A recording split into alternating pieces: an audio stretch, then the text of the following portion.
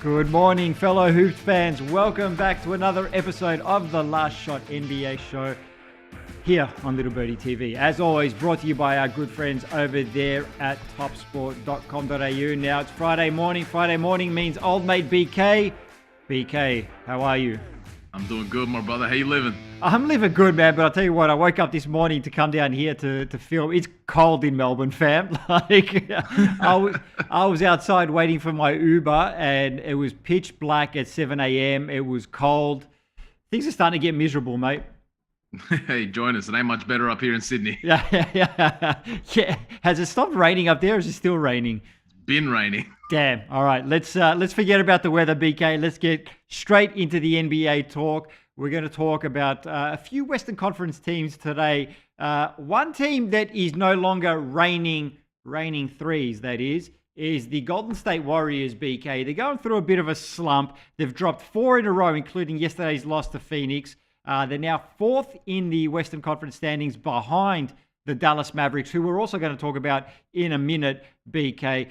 Still no Steph Curry for the Golden State Warriors, who's been out since March 16th with a foot injury. They're 2 games ahead of Denver in 5th. There's 2 questions I want to ask you. 1, is it time for concern for the Golden State Warriors? And 2, do we think the Denver Nuggets can actually overtake the Golden State Warriors in the standings?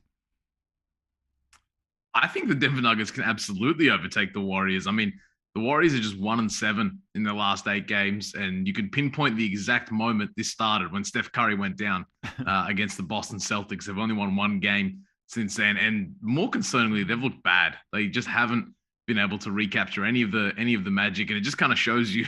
I mean, we already knew this, but just how important Steph Curry is to this Warriors team. But I'm a little concerned, but also he's supposed to be back in time for the first round of the postseason. And Steph's one of those guys you can just plug and play back in. He'll be straight, and everything that's happened in the last couple of weeks, we'll just forget about.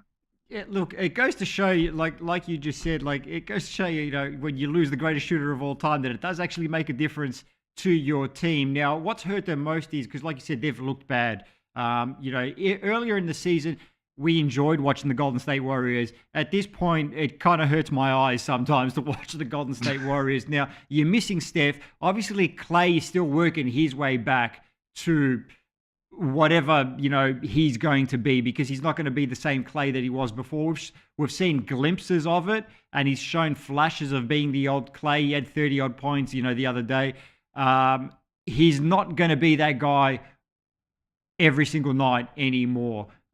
So they do need Steph back. And yes, he is a guy that can sort of come back in. You can just plug him back in. But the thing is, if they drop down, if the Nuggets pass them and they drop down to 6th, and then they end up playing let's say Dallas stays in the 3rd seed, I kind of like Dallas to beat them in a first round playoff series. Yeah, they need to keep, or at least have some chance of keeping home court advantage, especially for that first round, because we say Steph Curry is going to be back for that first round. We don't know an exact date.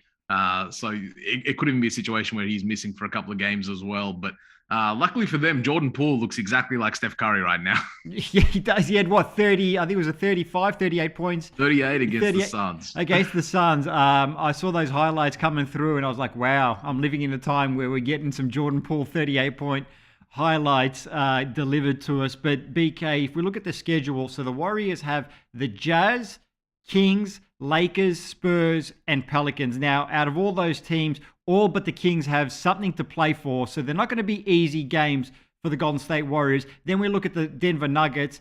They've got a pretty tough run home too. They've got the Minnesota Timberwolves, the Lakers, Spurs, Grizzlies, and then the Lakers again to close out that season. So again, they're playing teams that all have something to play for. Wolves are jostling for playoff position. Obviously, the Lakers are trying to get into the play-ins. The Spurs are trying to get into the play-in as well. And the Grizzlies, who are the second best team in the Western Conference. So both these teams don't have an easy run home.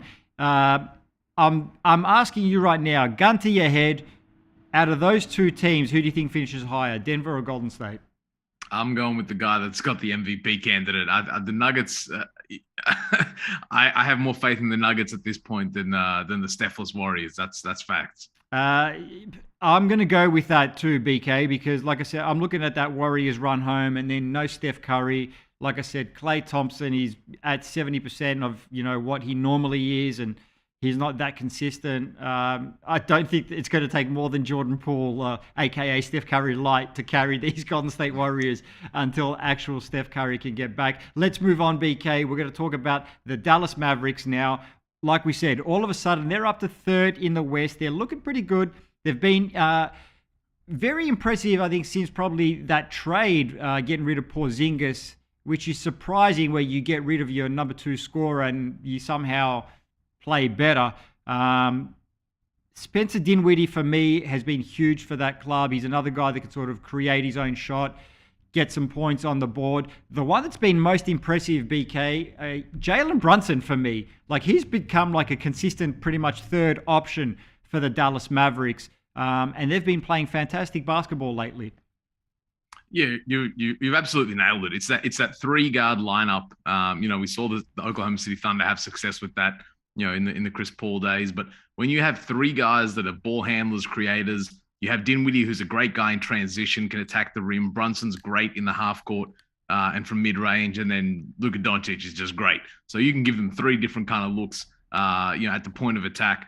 And then the spacing is just much better without Porzingis, in the middle there calling for the ball. You have Dwight Powell that you can run pick and rolls with Luka. And then also a guy like Maxi Kleber who can play as a small ball 5. And that just creates so much more space, in the paint for guys like Doncic and Dinwiddie to operate. So shout out to the Dallas Mavs and Jason Kidd, who's really turned this thing around for the Mavs, who got off to a very, very rough start. They were just 17 and 18 at the turn of the new year. So they've been on fire through the second half of the season to climb all the way up to third.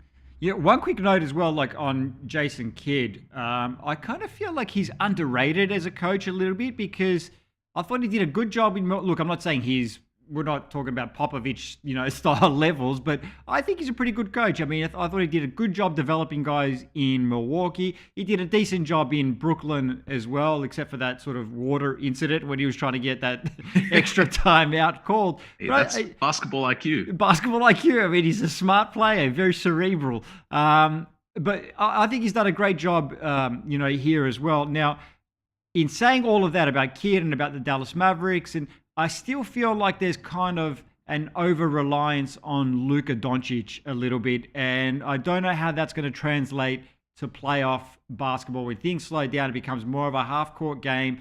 Defenses really zone in on a guy like Luka Doncic. I don't know how that's going to translate to playoff basketball, BK. What do you think?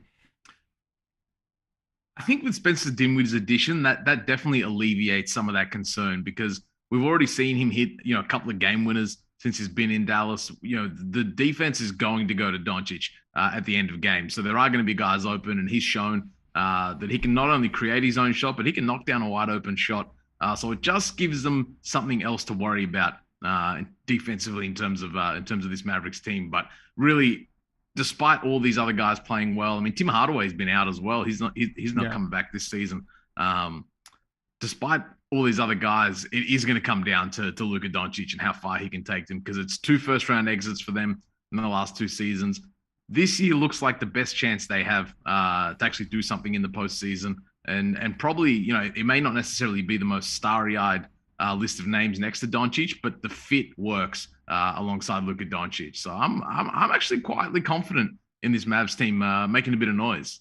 Yeah, look, I still feel like they need that one more. Like, don't get me wrong, I agree with everything you said about Spencer Dinwiddie. He's proven that throughout his career when he was at Brooklyn as well. He can make shots. He's not scared to take the big shots either.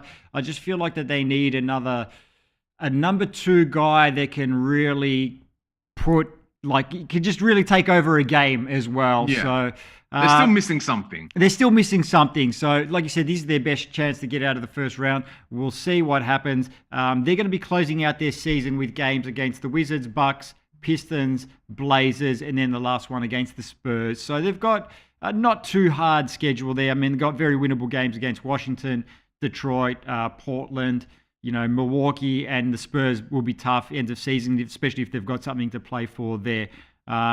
we'll see how that one goes for them as well. All right, BK, last Western Conference team we're going to take a look at today, the Utah Jazz. Now, we're talking about teams slumping badly in the second half of the season. The Utah Jazz have slumped pretty badly. They've dropped down to 6th. They're half a game behind the Denver Nuggets. They've lost 5 in a row, including giving up a 26-point lead against the LA Clippers the other day. Look, they've had injury problems. They've had COVID issues. They got hit with COVID, I think it was early December. When they got hit hard. Guys were going down. Then they've had injury issues all season long.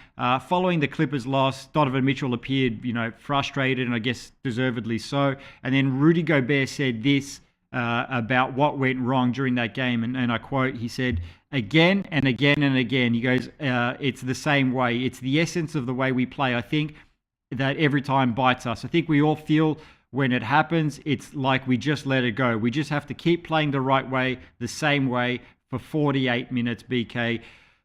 What have you seen from the Utah Jazz as far as what's gone wrong? They just haven't been good. I mean, pretty much since the turn of the new year, they've been inconsistent. And I know they've had a lot of guys in and out of the lineup, so consistency is hard to come by when you're not at full capacity. But they're getting Bogdanovic back today. I don't know. It seems like they just don't have any confidence, and you saw that in that game against the Clippers. Once the Clippers kind of got a little bit of a sniff in that game, it really felt like that there was just no other outcome.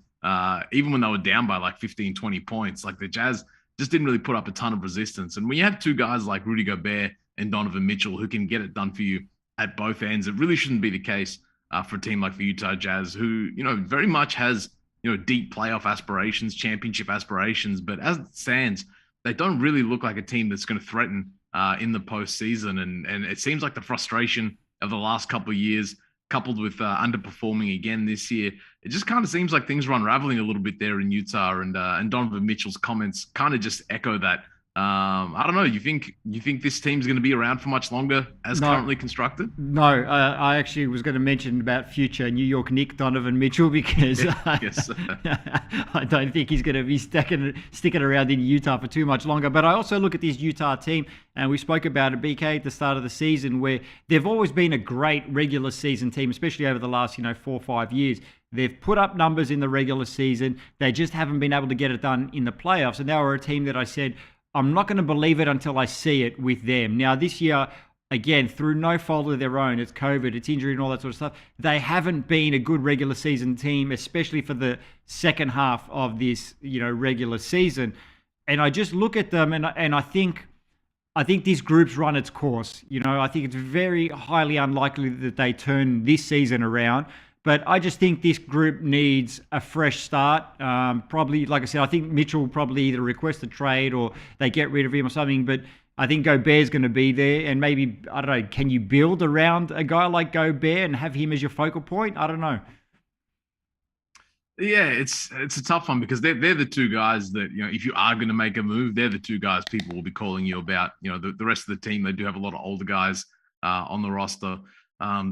So if you are looking to tweak things or improve, those are the two guys people are going to be calling you about. And if you're Utah, losing Donovan Mitchell is a nightmare scenario because you're not attracting free agents like that of that caliber. Hell no. So I mean, they got to do everything they can to keep him happy. But the way they're playing right now, it doesn't really look like that is the case. I'm not here saying get him out of a small market, go to a big market, but I mean, Utah just doesn't look like it's going to be the spot for Donovan Mitchell unless they make some sort of big swing for the fences type trade. Yeah, but again, who are you going to give up in a trade to do that? You said the only two tradable pieces is Gobert and Donovan Mitchell. So, if you've got to be clever about the way you go about this. But like I said, I just think that this group has run its course. They did what they could, and it wasn't good enough. And I think it might be time to start all over again for the Utah Jazz. All right, BK, let's take a look at some games, and then we're going to get out of here. We've got 5 NBA games on the slate today. We're going to start off with Philadelphia and Detroit. The Pistons actually gave the Nets a decent run on Wednesday, so Philly need a win because they've dropped a couple in a row, including the last game to the Bucks. 76ers now one full game behind Milwaukee. Pistons have lost 3 in a row. We've got the odds on the screen right now. So Philadelphia 76ers, $1.19. Detroit Pistons, $4.90. The line's at 10. Total is at 225 flat. Live on NBA League Pass. No Jeremy Grant for the Pistons, and Corey Joseph is day-to-day. Don't think that's going to matter. I think Philadelphia is going to be too good for the Pistons today, BK. I think so too. But shout out to Cade Cunningham and Marvin Bagley, the revival in Detroit. They actually look like a fun little team for the future. But that's the future. This is today. Yeah. Yes. I couldn't have said it better myself. All right, next game we're going to take a look at here is the Cleveland Cavaliers and Atlanta Hawks. Now, both these clubs playing for something, so there's some implications with this game here. Atlanta Hawks, $1.44 favorites. The slumping Cavaliers, $2.92. Lines at -6. The total is at 229.5. Live on NBA League Pass. Cavs playing second night of a back-to-back. Lost to the Mavs yesterday. So they're now 2 full games behind Toronto for that 6th and final guaranteed playoff spot. Atlanta also playing the second night of a back-to-back. Trae Young had 41 points yesterday to beat the Oklahoma City Thunder. Hawks have won 3 in a row, BK. Are they making a late little charge here? Oh, Trey had 41 in 3 quarters yesterday too. He was killing the G League Thunder. Yeah, I like the Hawks in this game. The Cavs, they're in free fall at the moment. Obviously with Allen, Mobley out, they're just struggling to get guys out on the floor. I like Trae Young and the Hawks in this one. Yeah, me too. I think that Evan Mobley loss is going to be huge for them today. Gallinari is also listed as day-to-day too, so we're not too sure if he'll be playing. But yeah, I think the Hawks have got the momentum. I think Trae Young is going to probably torch the Cavs again today. He might go for back-to-back 40-point games. All right, let's move on to the third game for today, the Milwaukee Bucks, Brooklyn Nets. Now this one, definitely some implications here, BK. The Nets are slight favorites at $1.79. Milwaukee Bucks, $2.05. Lines at -1.5. Total is at 243. Both of these teams are 7-3 in their last 10 games. Bucks beat the 76ers. Nets, we said that we were talking about how much are they going to beat the Pistons by, and it was actually a lot closer than we expected. But the Bucks need the win today to stay clear in second spot. Nets need the W to stay clear of Charlotte there in those playoff seedings. Giannis, as of late last night, BK, I don't know if you've seen anything different this morning. He was listed as day-to-day, and maybe he might not be playing, and that's why the odds are sort of skewed towards the Brooklyn Nets. But obviously the Brooklyn Nets pretty much healthy. No Simmons, no Joe Harris, which obviously is to be expected. Who do you like today, BK? Hey, I doubted the Bucks against the Sixers a couple days back, and they proved me wrong. So if Giannis is in the lineup, I like the Bucks here against the Brooklyn Nets. Yeah, look, I went with the 76ers the other day as well. I went against my Greek brother, Giannis. If he's playing today, I'm not going against him again. But if he's not, I think Brooklyn just has too much for the Milwaukee Bucks. Let's take a look at the next game. We've got the LA Clippers and the Chicago Bulls. The Bulls are $1.73 favorites. Clippers, $2.15. Lines at -2.5. Total, 221 even. Live on League Pass as well. Bulls coming off the win against the Wizards. Clippers riding high after that comeback win over the Utah Jazz. I feel like there's more riding on this one here for the Bulls than the Clippers. Like we said before, the Clippers are pretty secure in that 8th seed in the Western Conference. The Bulls are tied with the Raptors for 5th. Both clubs on 44 wins and 32 losses on the season. Clippers looking to build some momentum for the play-in games. Zach LaVine listed as day-to-day for the Chicago Bulls, so they just can't seem to stay healthy. BK, who do you like today? Yeah, this game means a lot more to the Bulls than it does to the Clippers. But shout out Paul George coming back with that 34 piece against the Jazz in his first game back. But I'm going to go with the Bulls today just because they need to win. The Clippers, they're going to be 8th. Yeah, that's right. They're secure in that they're not moving up, they're not moving down. They've got that 8th seed on lock. Like you said, I agree. There's more riding on this game for the Bulls, and I think they get it done, especially at home, even if Zach LaVine doesn't play. Let's move on to the last game for today, BK.